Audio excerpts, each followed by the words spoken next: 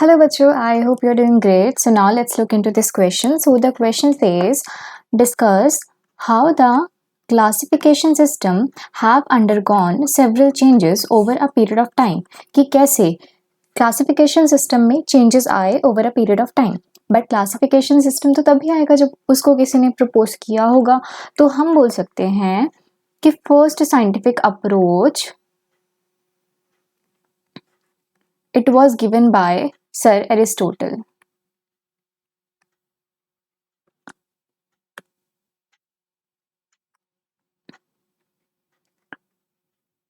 First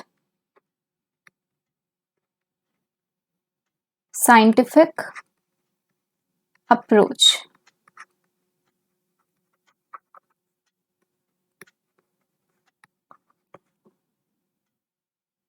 okay so उन्होंने divide किया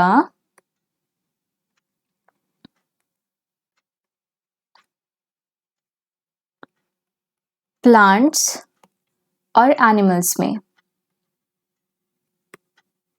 ठीक है, based on the morphological characters उन्होंने प्लांट्स को डिवाइड किया फर्दर 3 पार्ट्स में. अब आप सोचो प्लांट्स में 3 पार्ट्स कौन कौन से हो सकते हैं. एक तो हो सकता है हर्ब्स, एक होता है श्रब्स, एक हो सकता है ट्रीज. अगर हम हर्ब्स की बात करें तो हर्ब्स कैसे होते हैं. They are the green small plants.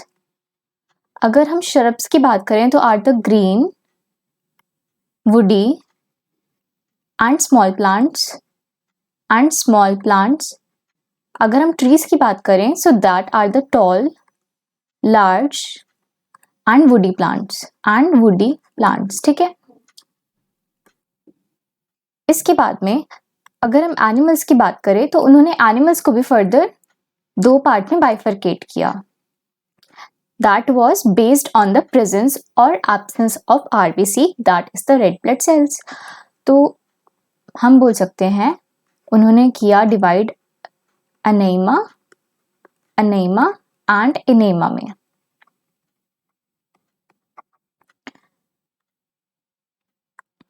Anema में जो आरबीसी है दे आर एब्सेंट. और इनेमा में RBCs are present.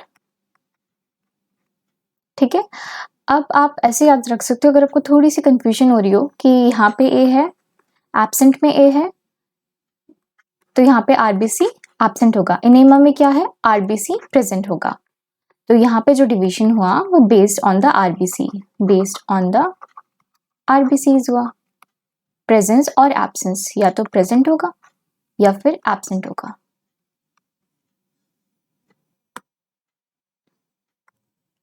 Okay, so next is the classification system. What we can say, classification system.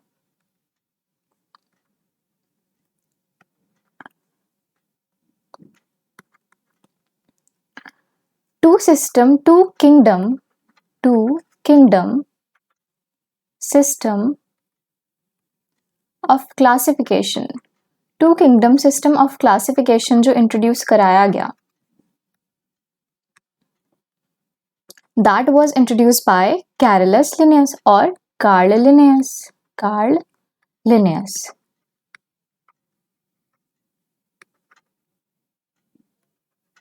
He classified the organisms. What he did? He classified the organisms into 2 kingdoms. और वो 2 kingdoms कौन कौन से थे? Those were the one was Plantae and one was Animalia. ठीक है, one was Plantae other was animalia. और जो इसका क्राइटेरिया था अब हम उसकी बात कर लेते हैं कि बेसिकली क्राइटेरिया था क्या. अगर हम क्राइटेरिया की बात करें तो first one was the cell Second was the mode of nutrition, mode of nutrition, mode of nutrition. Third one was contractile vacuole, contractile vacuole. Fourth one was the locomotion, locomotion. Fifth one was the response to the stimulus. तो हम यहाँ पे लिख सकते हैं what? Response to the stimulus. अगर हम बात करें प्लांट्स की तो क्या वहां पे सेल वॉल प्रेजेंट होती है? Yes, it is present here. Animals में सेल वॉल प्रेजेंट होती है? नहीं. तो क्या प्रेजेंट होता है? Cell membrane. Yes. Mode of nutrition की बात करें तो यहाँ पे क्या होगा? Phototropic, phototropic mode of nutrition. यहाँ पे कैसा होगा? एनिमल्स में heterotropic, heterotropic. Contractile vacuole plants में प्रेजेंट है? नहीं, दे आर एब्सेंट. एनिमल्स में यस, इट इज प्रेजेंट. अगर हम लोकोमोशन की बात करें तो प्लांट्स में लोकोमोशन होता है क्या? वो मूव करते हैं एक प्लेस से दूसरे प्लेस पे? नहीं, सो दैट इज एब्सेंट. अगर हम एनिमल्स की बात करें तो इट इज प्रेजेंट. यस. अगर हम रेस्पॉन्सिव स्टिमुलस की बात करें तो जो प्लांट्स में होता है यहाँ पे होती है स्लो स्टिमुलस, स्लो स्टिमुलस, और यहाँ पे होती है फास्ट स्टिमुलस. फॉर एग्जाम्पल, अगर कोई भी हॉट बीकर है, ठीक है, कोई भी हॉट बीकर है और अगर आपने उसको टच किया, ठीक है, आपने अगर कोई भी हॉट यूटेंसिल है, आपने उसको टच किया, आप तुरंत अपना हाथ उससे हटा लोगे, ठीक है, आपके अंदर स्टिमुलस जाएगी कि आपको अपना हाथ तुरंत वहां से हटाना है थ्रू द मोटर न्यूरॉन्स. तो एनिमल्स के अंदर फास्ट स्टिमुलस होती है और प्लांट्स के अंदर स्लो स्टिमुलस होती है, ठीक है. और जो इनके एग्जांपल्स हैं, बेसिकली अगर हम प्लांटी की बात करें, सो जो एल्गे है, बैक्टीरिया है, bryophytes, pteridophytes and gymnosperms, angiosperms, वो प्लांट्स में आएंगे, वो प्लांटी में आएंगे. और अगर हम एनिमेलिया की बात करें तो वहाँ पे वर्टिब्रेट्स, इनवर्टिब्रेट्स या फिर प्रोटोजोन्स, वो सब एनिमेलिया में आएंगे. बट इसके ड्रॉबैक्स क्या क्या हो सकते हैं? अब देखो, अगर हम इसके ड्रॉबैक्स की बात करें तो ना तो यहाँ पे प्रोकैरियोट्स की बात की गई, ना ही यहाँ पे यूकैरियोट्स की बात की गई, ना ही यहाँ पे यूनिसेल्युलर की बात हुई, ना ही यहाँ पे मल्टीसेल्युलर की बात हुई, ना ही फोटोसिंथेटिक का पता लगा, ना ही नॉन फोटोसिंथेटिक का पता लगा. सो इन दिस सिस्टम हम बोल सकते हैं कि वो ऑर्गेनिज्म भी हो सकते हैं जिनके कैरेक्टर्स ऐसे हो सकते हैं, जैसे हम अगर क्लैमिडोमोनास की बात करें या फिर अगर हम यूग्लिना की ही बात कर लें तो वो पोजेस करता है plant like and animal like characteristics, ठीक है. अगर वो प्लांट लाइक और एनिमल लाइक कैरेक्टरिस्टिक्स प्रेजेंट उसके पास हैं तो हम उसको किस में रखें? किंगडम प्लांटी में रखें या किंगडम एनिमेलिया में रखें? तो ये कुछ कुछ उसके ड्रॉबैक्स थे. तो अगर हम बोलें ड्रॉबैक्स में, तो आई हैव टोल्ड यू कि ना ही हमें पता था यूनिसेल्युलर का, ना ही मल्टीसेल्युलर, ये कुछ नहीं बता रहा था. अगर हम फोटोसिंथेटिक की बात करें और नॉन फोटोसिंथेटिक, नॉन फोटोसिंथेटिक, या फिर अगर हम प्रोकैरियोट्स की बात करें, प्रोकैरियोटिक और यूकैरियोटिक, वो भी हमें नहीं पता लग पा रहा था. और अगर हम बात करें यूग्लिना की, जो कि प्लांट लाइक और एनिमल लाइक कैरेक्टरिस्टिक्स शो करता है, तो वो भी हमें नहीं पता चल पा रहा था इससे. तो फिर क्या आया? 3 किंगडम सिस्टम ऑफ क्लासिफिकेशन. क्या आया?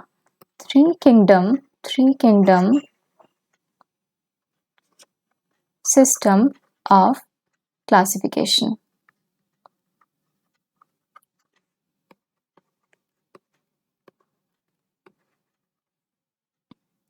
And that was proposed by Ernst Haeckel. Ernst Haeckel. उन्होंने क्या किया? जो थर्ड किंगडम था, अभी तक हमने बात की प्लांट एनिमेलिया की, जो थर्ड किंगडम था उन्होंने रखा प्रोटिस्टा. उसका नेम था प्रोटिस्टा, ठीक है. और प्रोटिस्टा में क्या किया गया कि प्लेस कर दिया गया एल्गे को भी, सोचो, एल्गे को भी प्लेस कर दिया, फंजाई को भी प्लेस कर दिया, बैक्टीरिया को भी प्लेस कर दिया, साथ ही साथ स्लाइम मोल्ड्स को भी प्लेस कर दिया. Not only slime moulds, protozoans, diatoms, etcetera, इन सबको प्लेस कर दिया गया। ऑल दो जो एल्गे था और जो फंजाई था उसको बाद में बाहर निकाल दिया गया। बट आप सोचो कि ये सिस्टम के ड्रॉबैक क्या हो सकते हैं। हमने यहाँ पे अगर हम यहाँ पे हेटेरोट्रॉफिक बैक्टीरिया की बात कर रहे हैं, हेटेरोट्रॉफिक बैक्टीरिया की बात कर रहे हैं, ठीक है। अगर हम उसको एल्गे के साथ रख दें, हेटेरोट्रॉफिक बैक्टीरिया को ऑटोट्रॉफिक एल्गे के साथ रख दें, तो ये इसका ड्रॉबैक था। और साथ ही साथ यहाँ पे जो एल्गे, अगर हम एल्गे की बात करें या फिर अगर हम फंजाई की बात करें तो वो मल्टी सेलुलर है, लेकिन प्रोटिस्टा क्या है, यहाँ पे तो यूनिसेलुलर यूकैरियोट्स को रखा जाता है। बट यहाँ पे जो एल्गे था और जो फंजाई था वो तो मल्टी सेलुलर था। और अगर यहाँ पे ना तो एन न्यूक्लिएटेड की बात की गई, ना ही हम बोल सकते हैं कि न्यूक्लिएटेड और ए न्यूक्लिएटेड की तो बात ही नहीं की गई। साथ में हमारे ड्रॉबैक्स ये भी हो गए हेटेरोट्रॉफिक बैक्टीरिया या फिर एल्गे फंजाई अगर हम मल्टी सेलुलर की बात करें, क्योंकि प्रोटिस्टा में हम यूनिसेलुलर यूकैरियोट्स को रख रहे थे, ठीक है। सो द नेक्स्ट, उसके बाद में आया 4 kingdom classification. 4 kingdom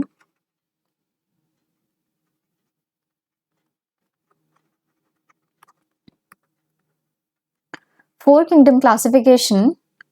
It was proposed by Copeland. और उन्होंने उसका नाम दिया Mycota. But later on Allen and Dougherty आए और उन्होंने उस माइकोटा का नाम चेंज करके क्या कर दिया, मोनेरा, ठीक है। और मोनेरा में क्या रखा गया, यूनिसेल्युलर प्रोकैरियोट्स को। यहाँ पे क्या रखा गया, यूनिसेल्युलर प्रोकैरियोट्स को रखा गया मोनेरा के अंदर। जैसे कि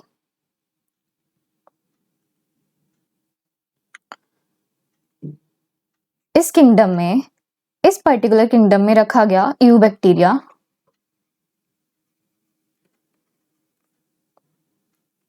archaebacteria,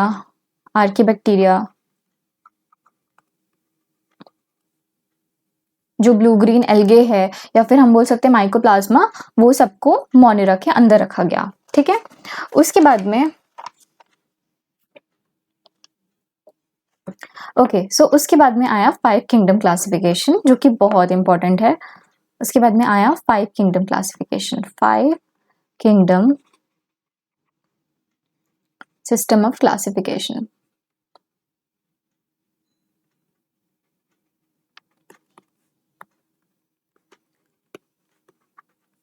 And that was given by, और वो किसने दिया, that was given by R.H.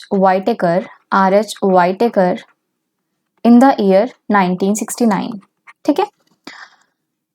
यहाँ पे एक और किंगडम इंट्रोड्यूस करा गया। अब आपने पढ़ लिया कि प्लांटे हो गया, एनिमेलिया हो गया, प्रोटिस्टा भी हो गया, मोनेरा भी हो गया। अब क्या बचा है, एक और किंगडम बचा है जो बहुत मेन है, जहाँ पे हम मल्टी सेलुलर नॉन फोटोसिंथेटिक और यूकैरियोटिक ऑर्गेनिजम्स को रखते हैं, तो उसको हम क्या बोल सकते हैं, फंजाई।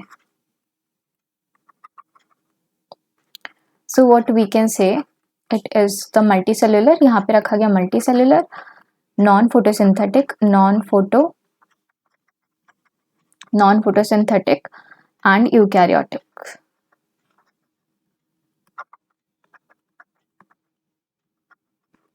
इस किंगडम में रखा गया। अब अगर हम इस किंगडम के क्राइटेरिया की बात कर लें कि क्राइटेरिया था क्या क्लासिफिकेशन का, जो कि इंपॉर्टेंट क्राइटेरियाज थे यहाँ पे क्लासिफिकेशन के, वो थे, first was the cell type. अब सेल टाइप या तो प्रोकैरियोटिक होगा या यूकैरियोटिक होगा, या तो प्रोकैरियोटिक होगा या फिर यूकैरियोटिक होगा, ठीक है। अगर हम बात करते हैं थैलस ऑर्गेनाइजेशन की,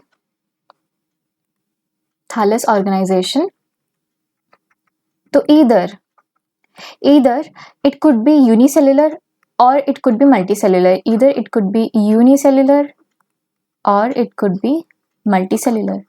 देखो अगर हम मोनेरा की बात करें सो इट इज़ यूनिसेल्युलर, अगर हम प्रोटिस्टा की बात करें तो इट इज़ सेल्युलर, फंजाई में जाते जाते वो हो जाता है मल्टी सेल्युलर या फिर loose tissue.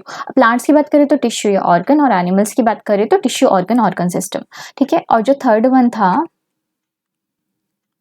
That was the mode of nutrition. Mode of nutrition जैसे कि ऑटोट्रॉफिक या फिर हेट्रोट्रॉफिक। हेट्रोट्रॉफिक में भी कौन कौन से पार्ट आ सकते हैं, या तो पैरासिटिक होगा या फिर सैप्रोफिटिक होगा, या फिर हम बोल सकते हैं कि वो सिम्बायोटिक भी हो सकता है, या फिर अगर हम ऑटोट्रॉफिक की बात करें तो हम बोल सकते हैं तो वो फोटो होगा या फिर कीमो होगा।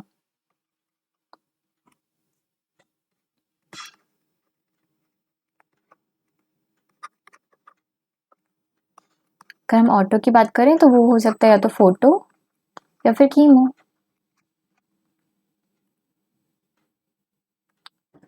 अगर हम फोर्थ वन की बात करें so that was the reproduction.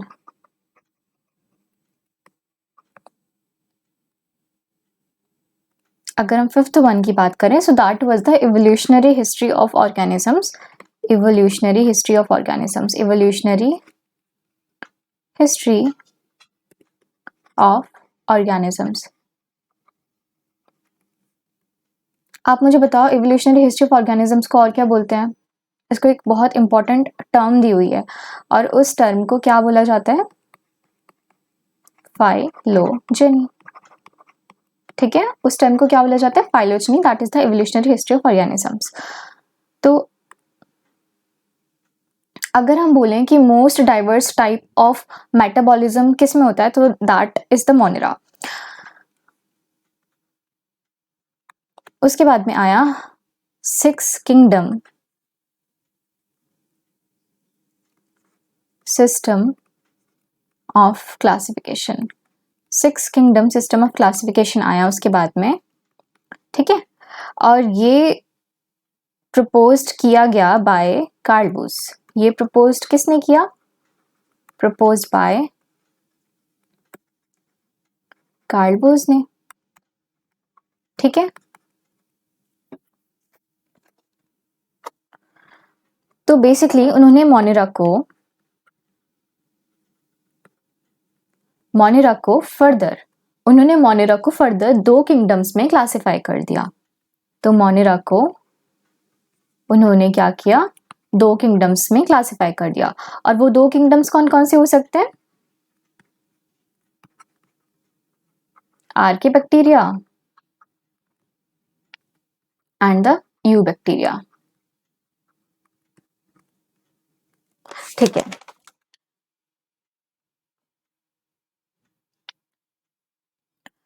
तो अब तक हमने जो 6 किंगडम्स पढ़ लिए वो हमने पढ़ लिया। मोनेरा हो गया है, प्रोटिस्टा, मोनेरा को भी फर्दर दो किंगडम्स में क्लासिफाई कर दिया गया। ठीक है, उसके बाद में फिर फंजाई हो गया है, then the plantae, then the animalia. ठीक है, ये सब हमने पढ़ लिया। बट जो यहाँ पे मोनेरा में क्लासिफिकेशन हुआ वो किस बेसिस पे हुआ होगा, वो क्या क्राइटेरिया क्या होगा? सो अगर हम देखें कि जो मोनेरा में जो क्लासिफिकेशन हुआ, जो दो किंगडम से फर्दर बाइफर्केशन हुआ, एक था आर्के बैक्टीरिया और एक था यू बैक्टीरिया, तो उसका क्राइटेरिया था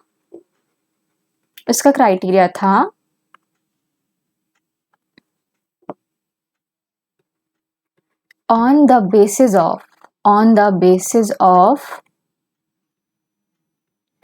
structure of cell wall and cell membrane।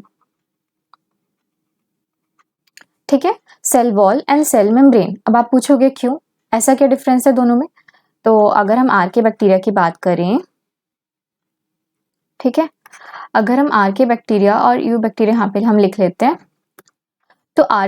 तो जो यू बैक्टीरिया है they are termed as the what? The true bacteria. ठीक है, वो ट्रू बैक्टीरिया हम उनको बोलते हैं। लेकिन यहाँ पे क्या प्रेजेंट होता है? Cell wall is made up of peptidoglycan.